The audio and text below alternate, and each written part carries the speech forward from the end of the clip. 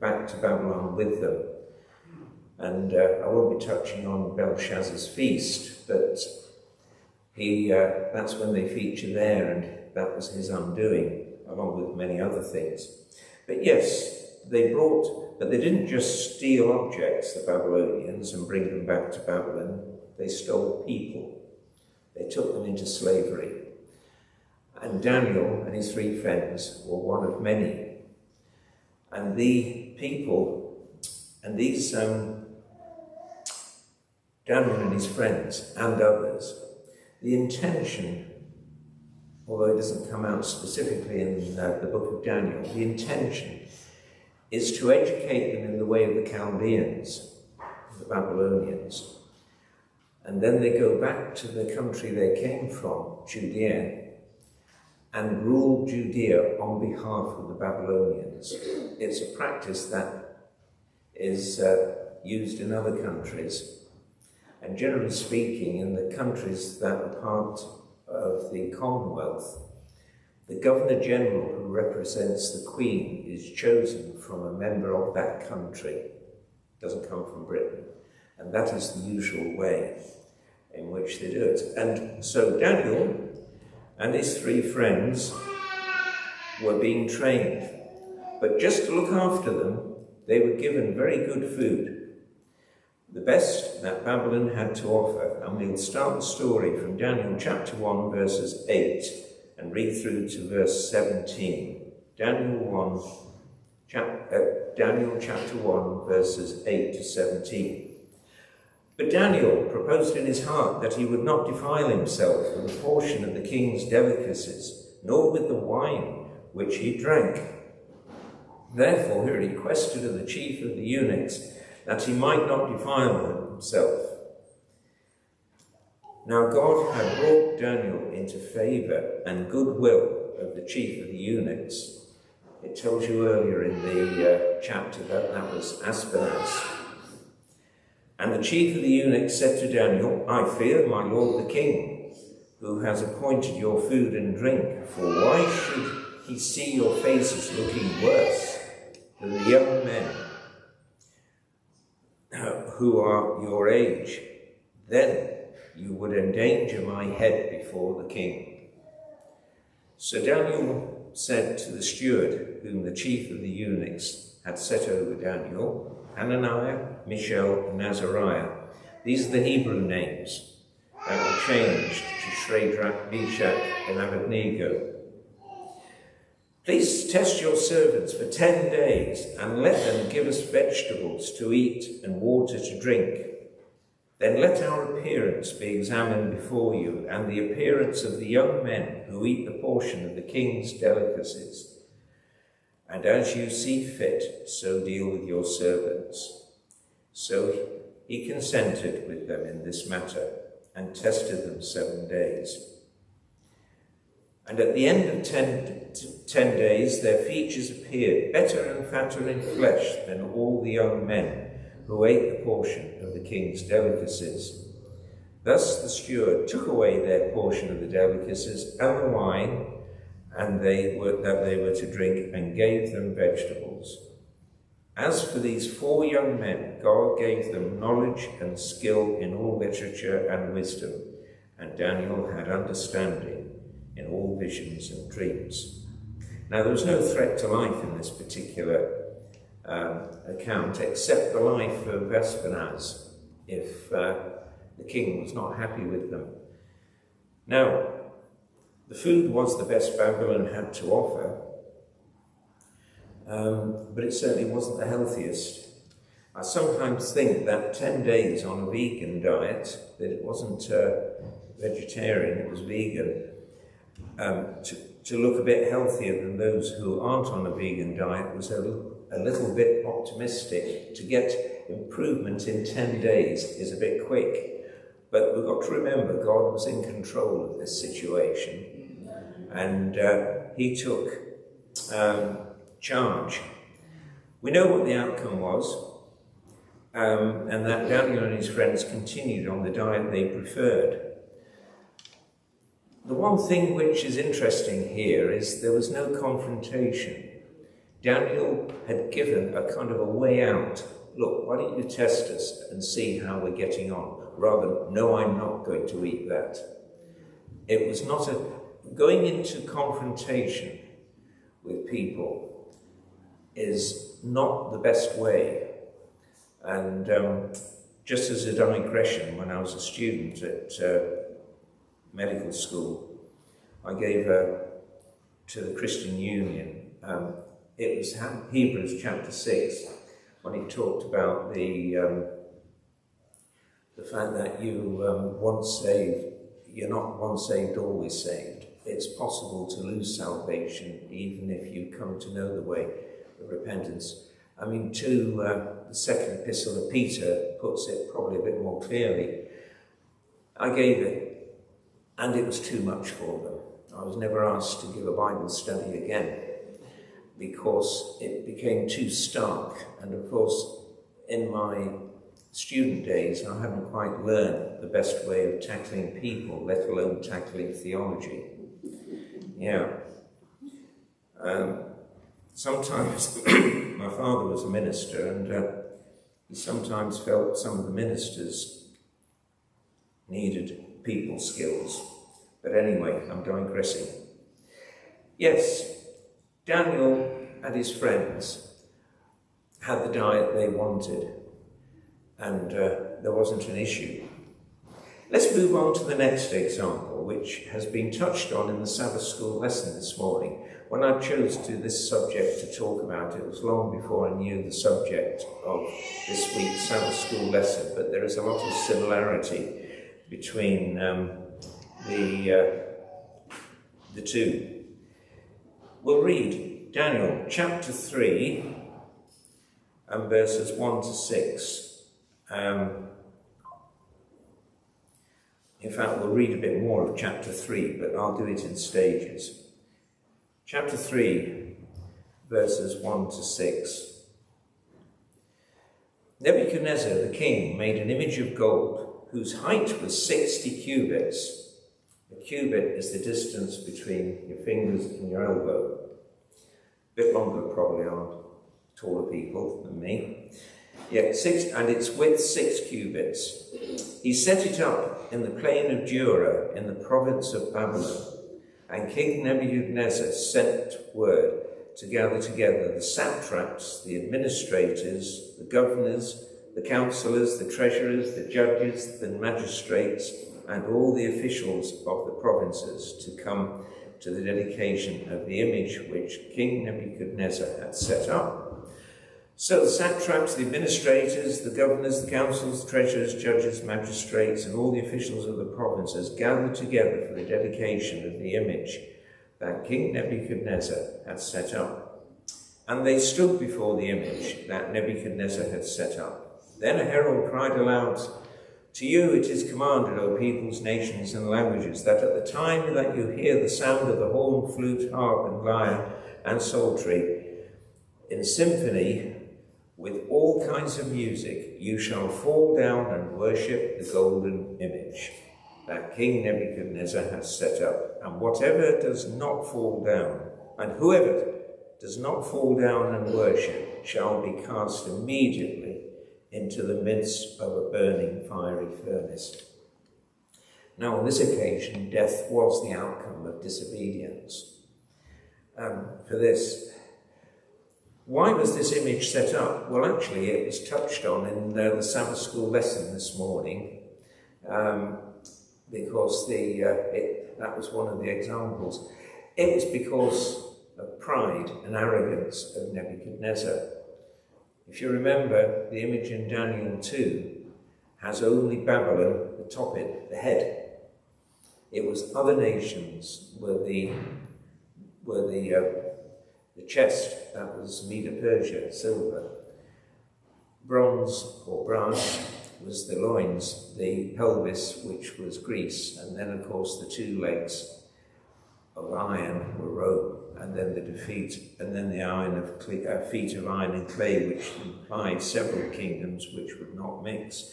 Now, Nebuchadnezzar would obviously have time to think about Daniel, the vision, and didn't like the idea that other countries would follow after him. So he built the image, which was all gold, on the plain of Dura, to meaning, effectively, Babylon would last forever.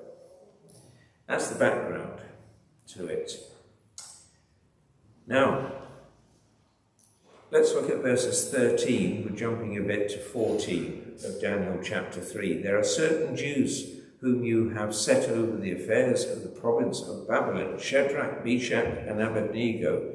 These men, O king, have not paid due regard to you. They do not serve your gods or worship the golden image that you have set up. Then Nebuchadnezzar, in rage and fury, gave the command to bring Shadrach, Meshach, and Abednego. So they brought these men before the king. Well, I won't read the whole of the chapter, but you know what the outcome is. They still refused. And they were going to obey God, even if God was not going to save them. And sometimes that is the outcome, isn't it?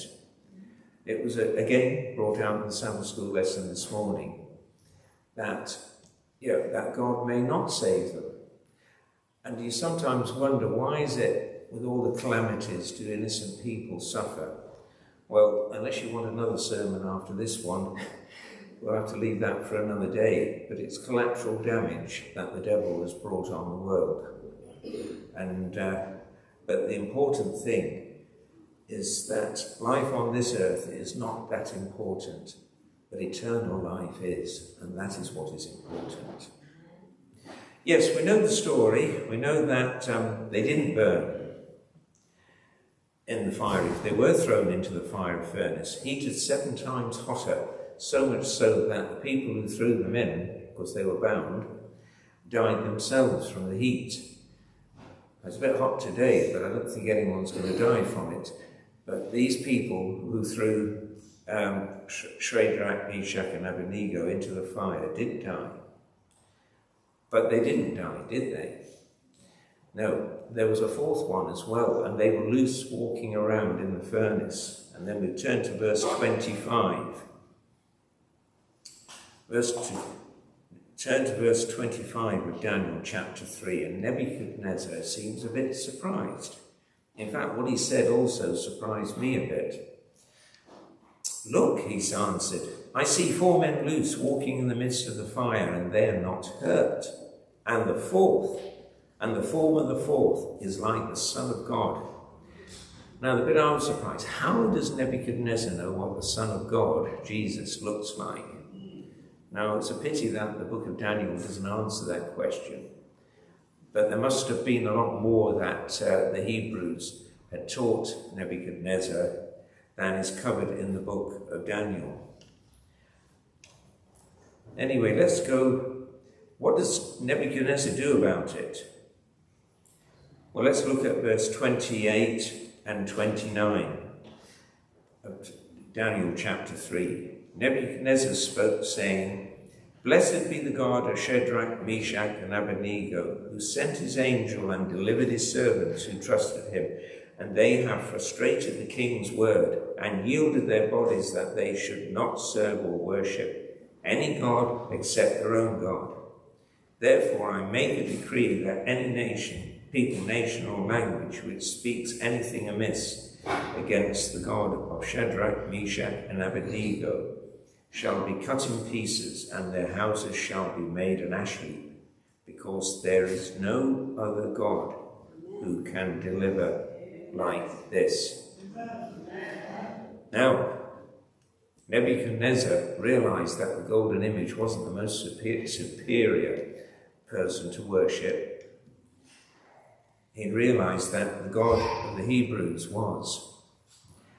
The problem is, Nebuchadnezzar didn't have an even journey, did he? Because the next chapter in Daniel, which I won't be covering, Daniel 4, was when he was brought down low and made to eat grass like an oxen because of his pride, which is illustrated very well in the phrase, this great Babylon that I have built.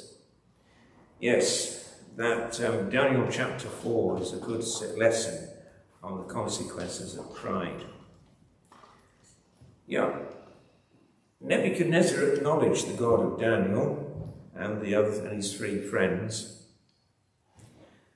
and this was the first time that they had faced the threat of death, but they weren't going to compromise. They stood firm. Even if it meant they were going to die, they still stood firm. And the outcome was one that they probably didn't expect, a change of heart in Nebuchadnezzar. Let's move on to the third example now. In fact, we move to Daniel chapter 6. We've missed out Daniel chapter 5, which is Belshazzar's feast, with the writing on the wall. And that brings an end to the head of gold, the reign of Babylon. Because now, in chapter 6, we have Darius in charge as the king. Now, Darius was a Mede from Media. The Persians and the Medes were in alliance together. The book of Daniel goes on to Cyrus. Cyrus was a Persian, but that doesn't really matter. We're now dealing with the reign of Darius. Now, we'll start reading in chapter 6, verses 3 and 4, and find out what's happening to Daniel. Now, Daniel was about 80 years old at this stage. He'd gone to Babylon when he was, I'm now digressing a bit, but you know that Jeremiah prophesied that the Hebrews would be in captivity for 70 years. And they were. We're now beyond the 70 years. And so Daniel would have been a very young boy in the early days, young man, when he was taken captive. So now he's quite an old man, and at this stage.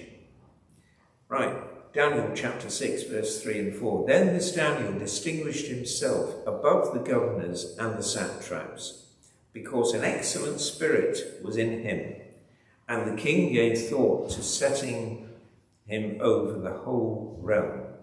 So the governors and the satraps sought to find some charge against Daniel concerning the kingdom, but they could find no charge or fault because he was faithful, nor was there any error or fault found in him. Well, how did Daniel get to this point? Well, when Darius came to take over Babylon and the Medes and the Persians,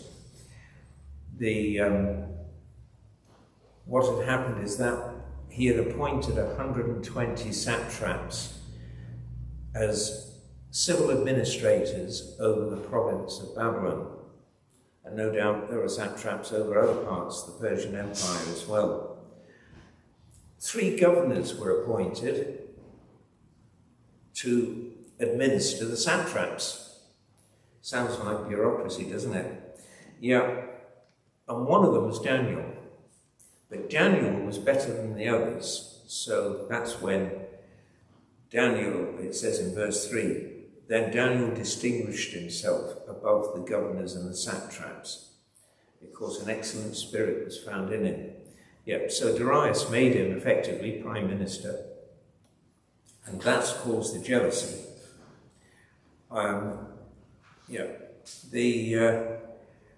the problem is, the king was a bit vain, because it appealed to his vanity when the ones trying to trick Daniel, and they'd obviously worked it out, the trick carefully, the others persuaded the king to make a decree, and you can read it in chapter 6.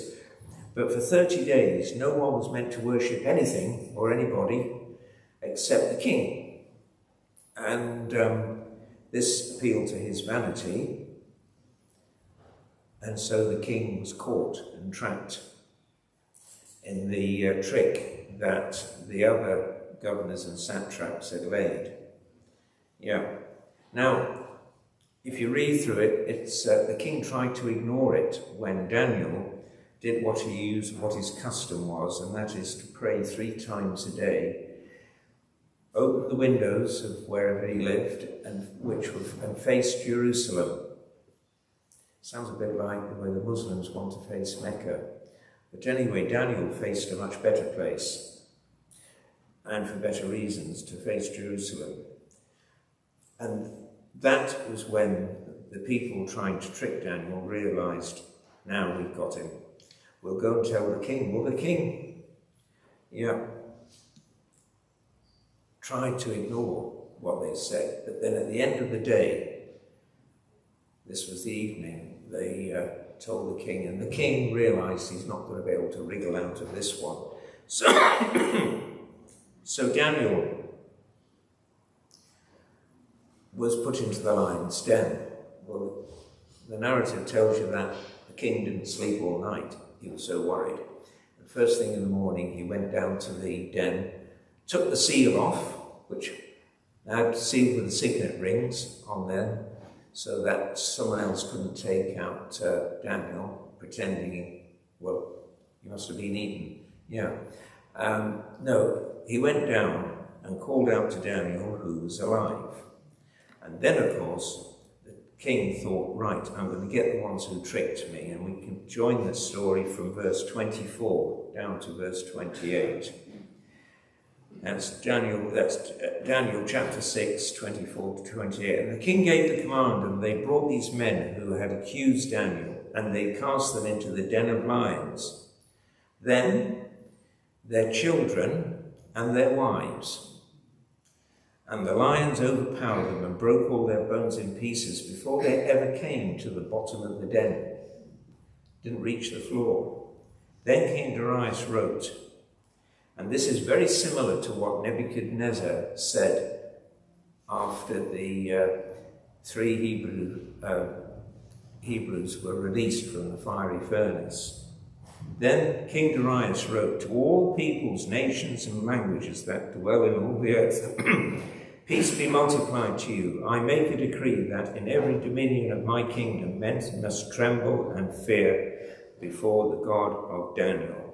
For he is the living God and steadfast forever. His kingdom is the one which shall not be destroyed, and his dominion shall endure to the end. He delivers and rescues, and he works signs and wonders in heaven and on earth. Who has delivered Daniel from the power of the lions? So this Daniel prospered in the reign of Darius and in the reign of Cyrus the Persian. It's these 2 examples, the one of the fiery furnace and the den, show how the king acknowledged the power of the true God, and how standing up to the threat of death was the right thing to do, and it paid off. I often wonder, why were the wives and the children thrown in as well? But that question doesn't get answered in the narrative. Yes, Darius recognized the God was the true God, and Daniel stood firm. It's the actual, we don't hear much about what happened to Darius, but we know a bit more about Nebuchadnezzar, how he ended up having to be humbled. But Darius may have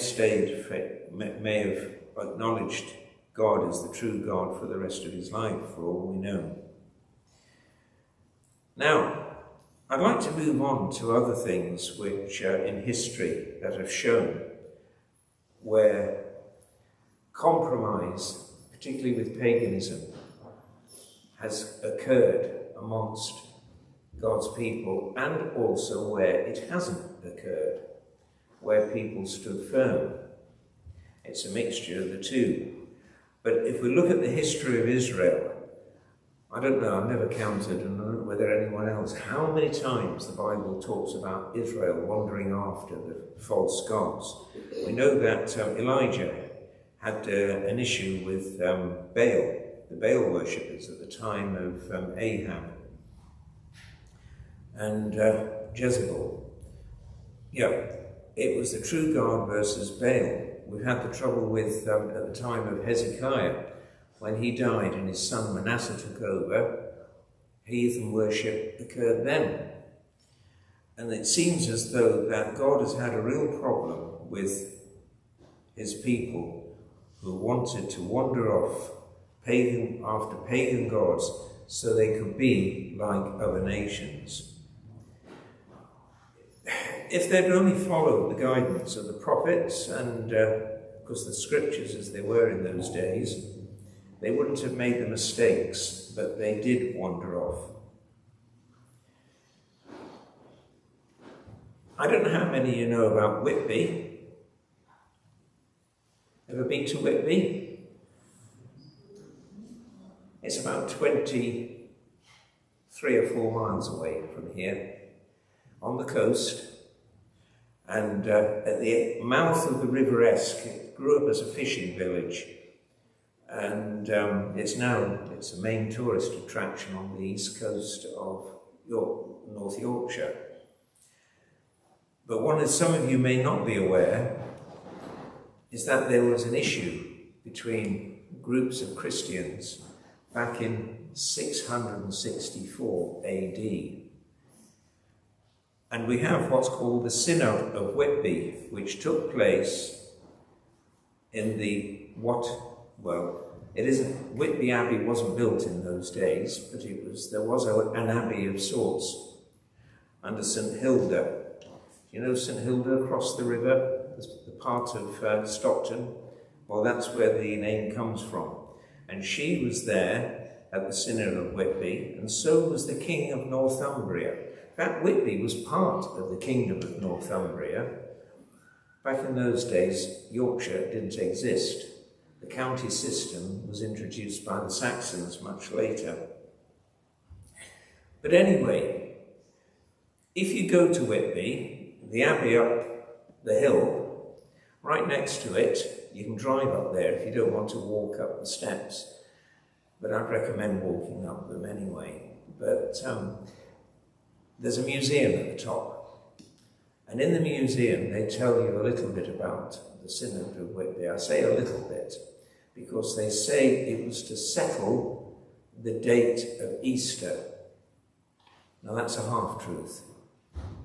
What this particular synod was for was to settle whether it was Easter or the Passover, because the dates were different. Why was there an issue between Easter and the Passover? Because Easter's origins are pagan. It's because the issue was between Celtic Christianity, which was the first Christianity brought to the British Isles, and Roman Catholic Christianity. So you look at those notices in the museum, and it says it was to decide the date of Easter, but there's far more to it than that. It was to decide which version of Christianity won the day, and it was Roman Catholic. King Oswald he kind of chaired the discussions, but he didn't make the final decision. He left it to them. But then when he went with the decision to adopt the Roman Catholic Christianity, then the decision was set. Now, Celtic Christianity didn't disappear overnight.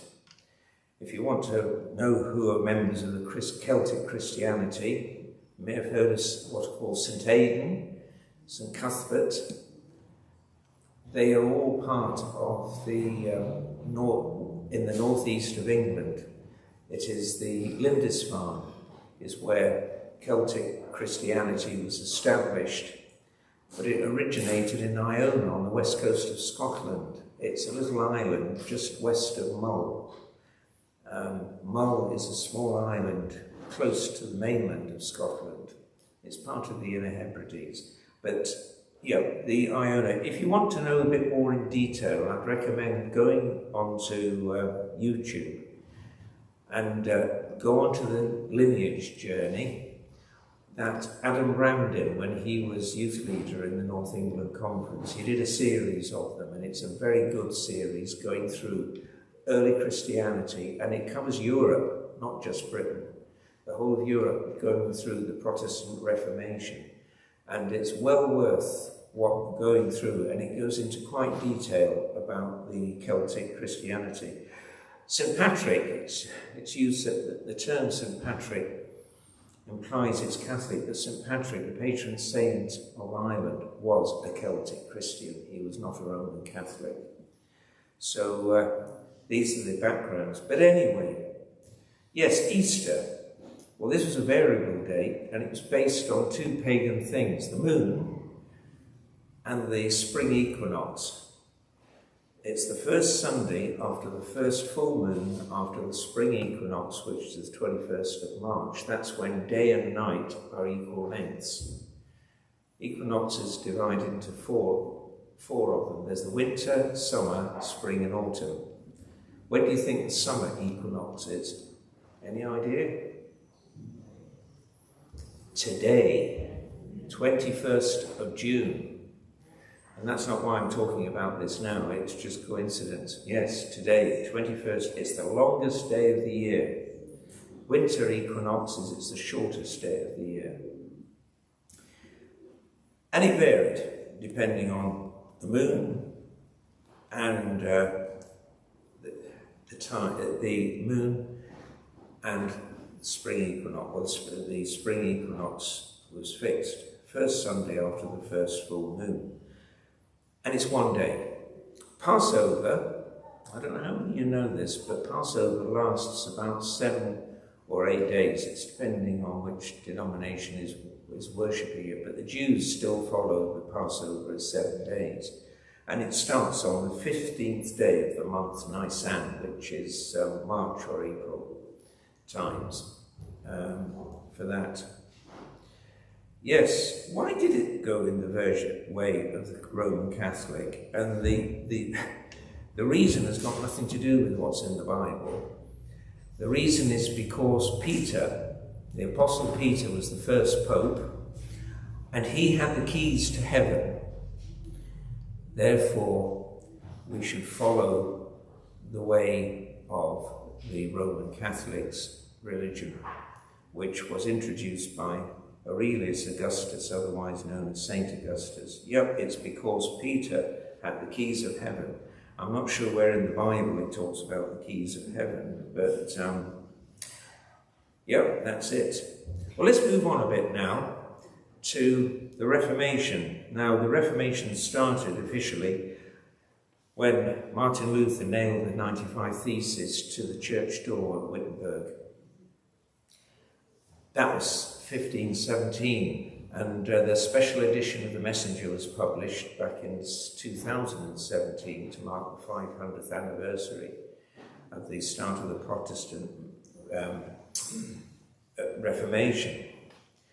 So a little while later, that's 1517, and the Protestant Reformation did start to spread in Europe, and in Britain anyway. And two of the people who I want to use them as an example because they showed no compromise with the Roman Catholic beliefs, even though that they were burnt at the stake. There's a cross, I believe, in the road outside Balliol College in Oxford, where they were burnt. It was in 1555, during the reign of Queen Mary. She reigned 5 years from 1553 to 58. She died of stomach cancer.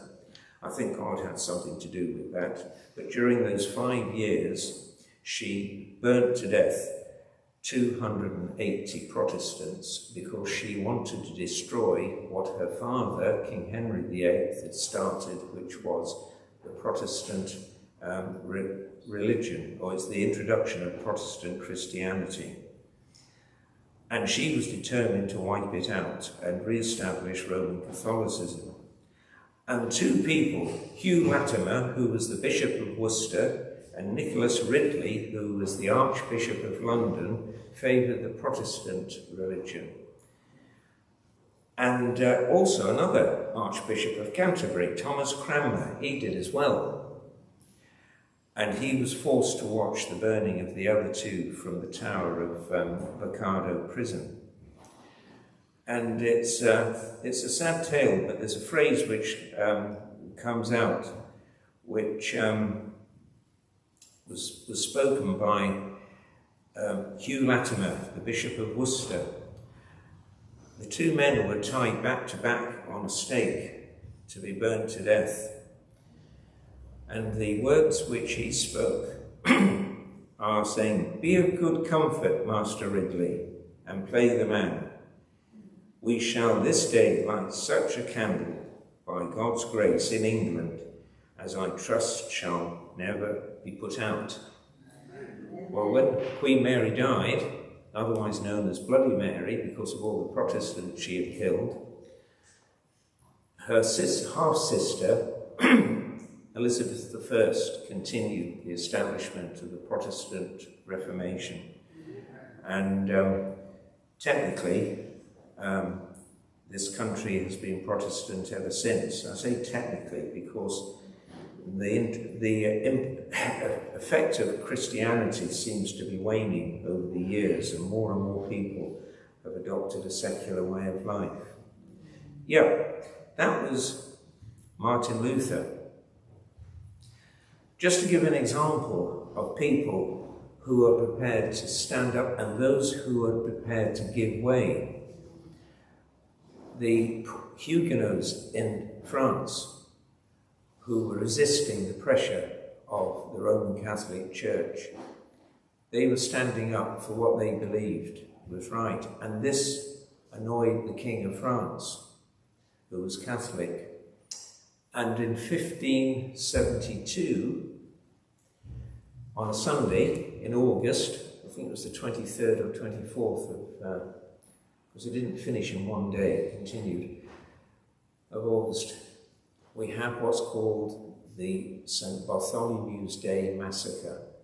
Over 10,000 Huguenots were put to death by the troops of the King of France, all because they didn't bow the knee to Rome, but followed in the Huguenot way. And what was sad was that a lot of people did reconvert back to Roman Catholicism purely to save their lives. In other words, they compromised, while those who died didn't. It makes you wonder what would happen when Christ comes. Which ones would be amongst those who go to heaven and which ones would be amongst those? We'll never know, but God knows. It's important not to compromise. These are people who are doing the same with the Waldensians. Funnily enough, mentioned during the Sabbath school lesson this morning, in northern Italy, the Dolomites, they stood out for 400 years against the Roman Catholics who tried to kill, and many of them were killed, all because of their religion. Now I'd like to move on to slightly different tact. What crept into Christianity, and this was mainly during the time of Constantine, the emperor, who converted to Christianity. Now, Ellen White, in Great Controversy, expresses things better than I can.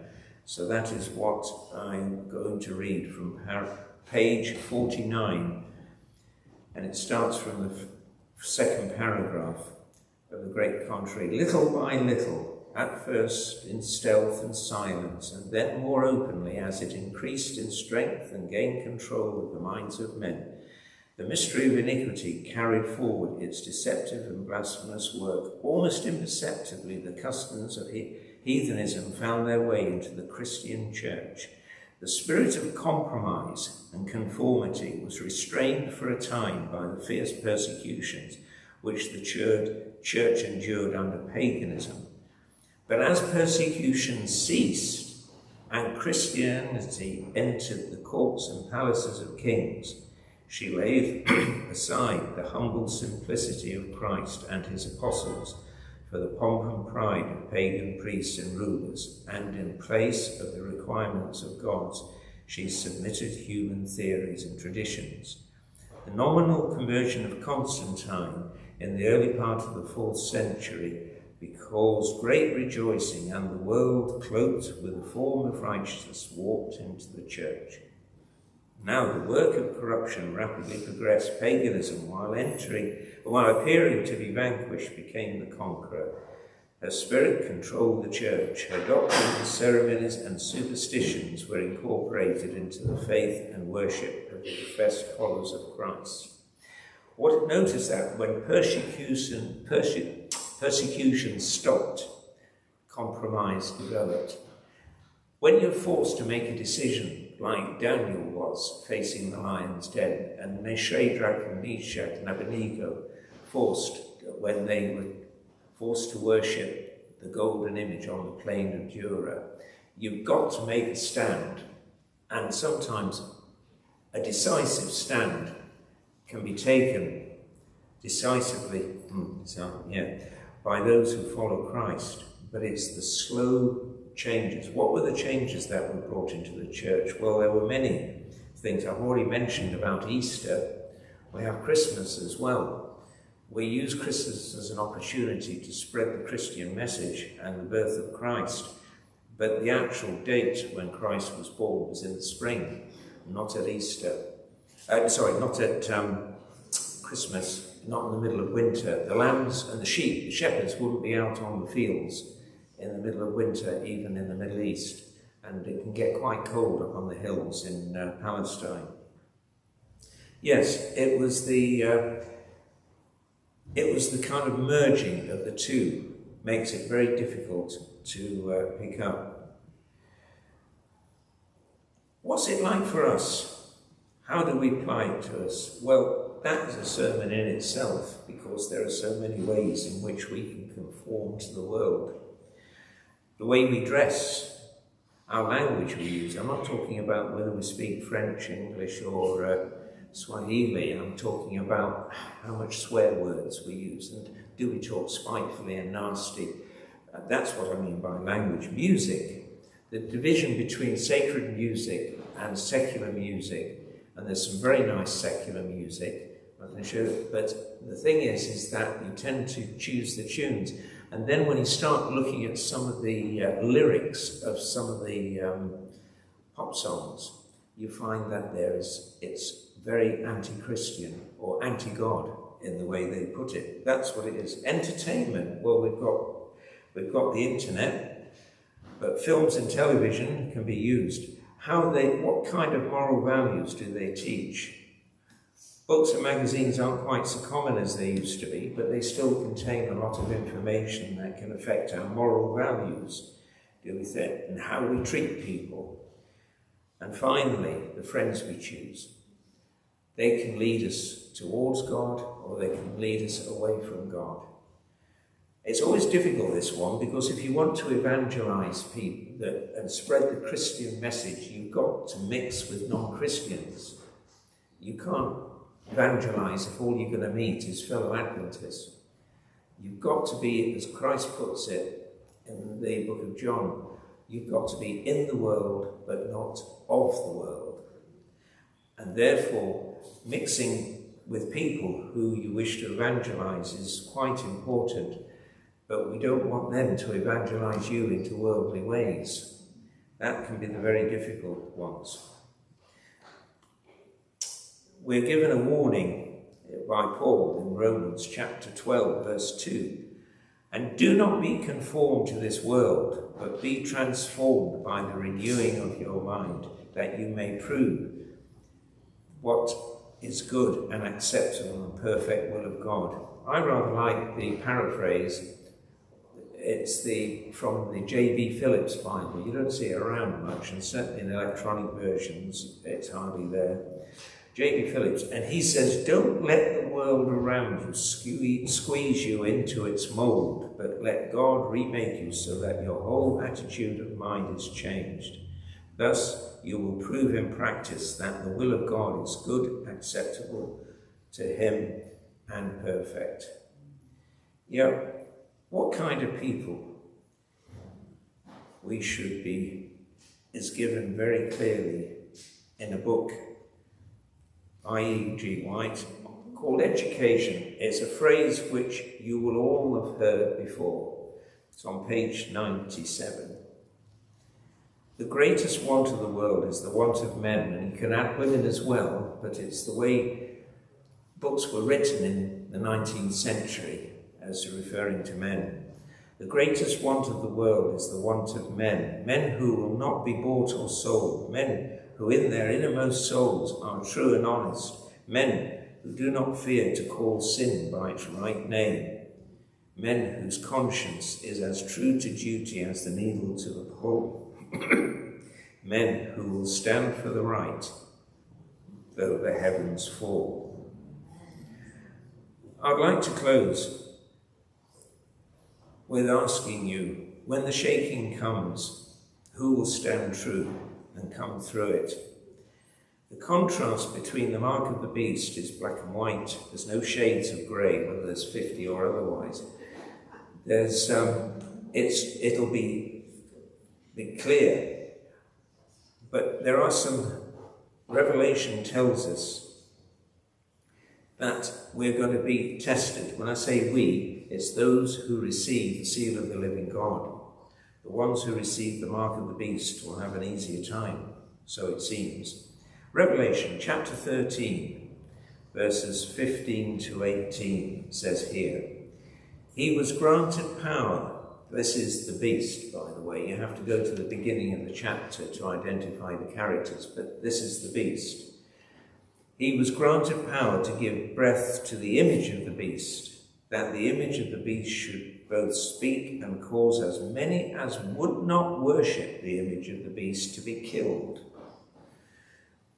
He causes all, both small and great, rich and poor, free and slave, to receive a mark in their right hand or on their foreheads, and that no one may buy or sell except one who has the mark, or the name of the beast, or the number of his name. Here is wisdom. Let him who understands calculate the number of the beast, for it is the number of a man. His number is 666. It's not the coronavirus. I remember that version going around at the time. No, it is the number of a man. This is two things here. It says, those who do not worship the image of the beast will be killed. And then it talks about it says, and no one may buy or sell except one who has the mark or the name of the beast or the number of his name. This is future. How exactly it's going to work out, I can't tell you, because I've only got the information that's in the Bible, as you have. But when the time comes, those who will be alive at that time, how are they going to face the problems? Will they face them like Shadrach, Meshach, Abednego, or Daniel?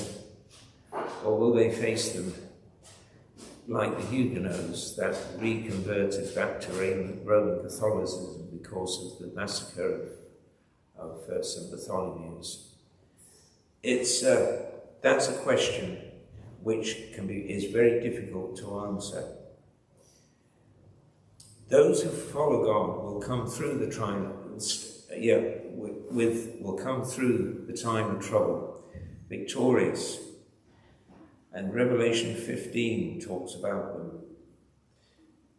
Verse 2, Revelation, and I saw something like a sea of glass mingled with fire, and those who have the victory over the beast, over his image, and over his mark, and over the number of his name, standing on the sea of glass, having harps for God.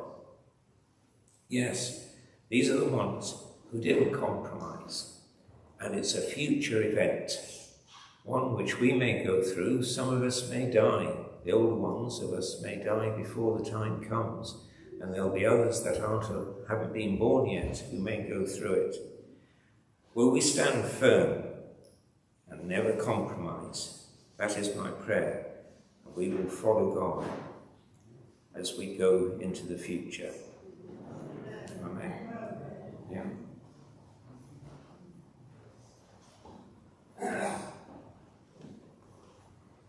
I'd like to thank Elder West for that sermon and help us to remember to never compromise on the things that are right.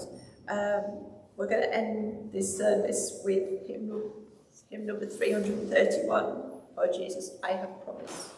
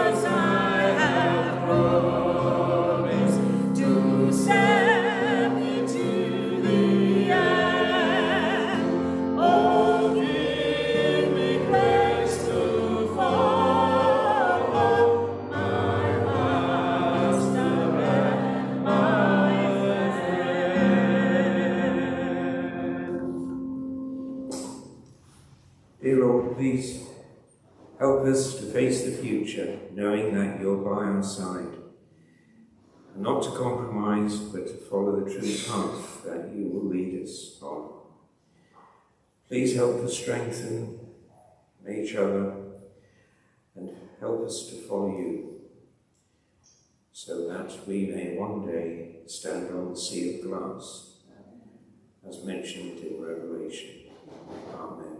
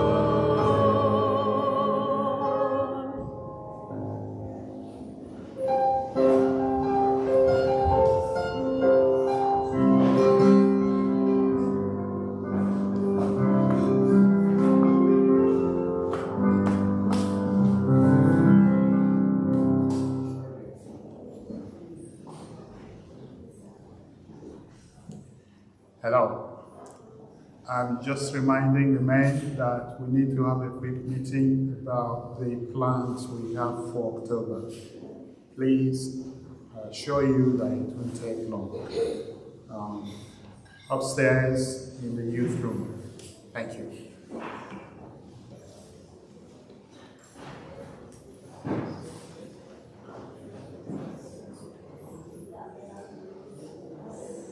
Can I also ask the choir members, those in the choir, to come front here. While the men are up there, I'm going to ask Sister Shah to work with the ladies. The soprano and the alto will be singing well. This is feedback. Right, the choir members, please come to the front. Thank you.